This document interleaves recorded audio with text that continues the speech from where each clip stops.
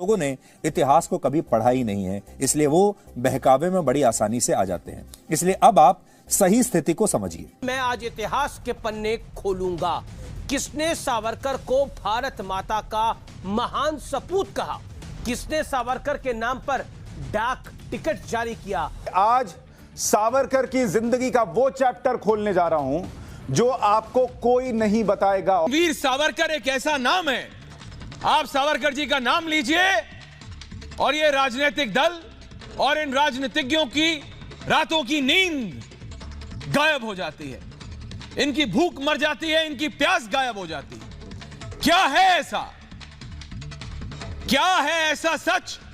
सावरकर या वीर सावरकर, आज आप तय करेंगे कि उन्हें सावरकर बुलाना है, माफी मांगने वाला सावरकर बुलाना है या वीर सावरकर बुलाना है। आज इस क्लास के बाद आप तय करेंगे। वो बहादुर है, वो बुद्धिमान है, वो देशभक्त है, वो वास्तव में क्रांतिकारी है। वीर सावरकर महापुरुष नहीं है, ये कहेंगे आप? सबल, समृद्ध, राष्ट्रीयता के प्रतीक भारत के प्रतीक है, ये बताती है, राष्ट्रवाद के प्रतीक है। साथ ही कहती है कि हिंदुत्व को लेकर जो वीर सावरकर द्वारा व्याख्या की गई, उसे परिभाषित करने का श्रेय भी वीर सावरकर को जाता है। ये सियासत की एक धुरी कहती है। अंग्रेजी सरकार उस समय सावरकर को अपना सबसे बड़ा दुश्मन मानती थी और वो भारत के लोगों के लिए सबसे बड़े क्रांतिकारी थे। ये बात आप याद रखिएगा, वो सबसे बड़े क्रांतिकारी थे उस समय और अंग्रेजों के सबसे बड़े दुश्मन थे।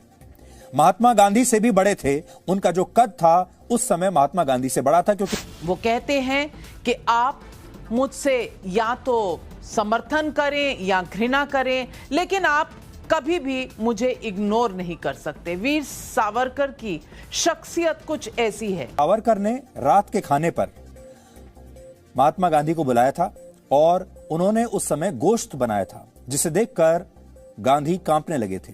गांधी की भाव भंगिमा देखकर सावरकर ने उनसे कहा था कि उन्हें तो ऐसे लोग चाहिए जो अंग्रेजों को जिंदा खा जाएं।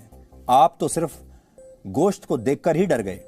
इस कथन से आप सावरकर की वीरता का अंदाजा भी लगा सकते हैं, क्योंकि वो अंग्रेजों को जिंदा खाने की बात कर रहे हैं यहां पर। लेकिन आज की चर्चा का निष्कर्ष ये कि जरा सोच के देखना चाहिए, सावरकर वीर क्यों थे? एक व्यक्ति को 2-2 बार काला पानी की सजा होती है, अंग्रेजों को उनसे डर क्यों लगता था? ये सोचने पे मजबूर करता है कि क्या वाकई अब सावरकर युग आ रहा है। ये अल्पसंख्यक वोटों की भूख ने कांग्रेस को या फिर कांग्रेस के नेताओं को मजबूर करा ये कहने के लिए कि वीर सावरकर वीर नहीं थे। इतिहास को ऐसे मत देखिए, इसकी बहुत बारीकियां होती हैं, बहुत अंतर्विरोध होते हैं। जो हमने बताया उसके अलावा भी हजारों तथ्य और संदर्भ होते हैं। उस पर क्लासरूम में पढ़िए, किताब पढ़िए, उस पर चर्चा कीजिए। जो हो रहा है उस पर बात नहीं हो रही। पेट्रोल के दाम क्या नेहरू की वजह से बढ़ रहे हैं? जो हो चुका है उस पर बात हो। किसानों को जीप से कुचल दिया गया। अगर इससे आपको फर्क नहीं पड़ता तो एक बात तय है कि आप इस वक्त देश के विकास में योगदान देने के लिए बेचैन हैं अपनी जेब से। सरकार आपकी इस भावुकता को जानती है, इसलिए 5वें दिन भी पेट्रोल और डीजल के दाम बढ़ा दिए गए हैं ताकि आप सभी पेट्रोल खरीदकर विकास में योगदान दे सकें। मैं यंग इंडिया अखबार की मैं कॉपी निकाल के लाया हूं, जिसको मोहनचंद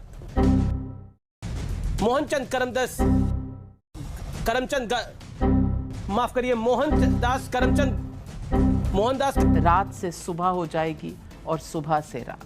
पत्रकारिता का पतन इस देश में इतना भयानक है कि दुनिया में आजाद पत्रकारिता की सूची में भारत का स्थान नीचे के देशों में आता है। 180 में से 142